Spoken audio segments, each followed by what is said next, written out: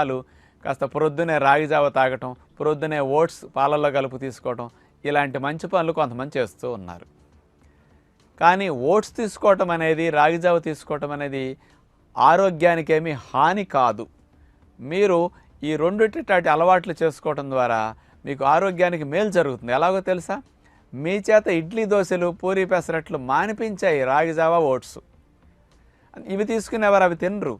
మరి ఓట్స్లో, రాగి జావలో ముఖ్యంగా పోషకాలు ఇవన్నీ ఉంటాయి. కానీ ఇడ్లీ దోశల్లో కంటే చాలా లాభాలు అన్నమాట ఇందులో. ఎందుకంటే ఇడ్లీ దోశలు వెళ్తే ఉప్పు నూనె వెళ్తాయి, రాగి జావ ఓట్స్లో ఉప్పు వెళ్ళదు, నూనె వెళ్ళదు. ప్రొద్దునే ఆడవారు ఎంతో కష్టపడి చెయ్యాలి. ఇప్పుడు రాగి జావ, ఓట్స్ అంటే ఎవరిని అడగక్కల మనమైనా చేసుకోవచ్చు, మగవారు, ఇబ్బంది లేకుండా ఉంటుంది.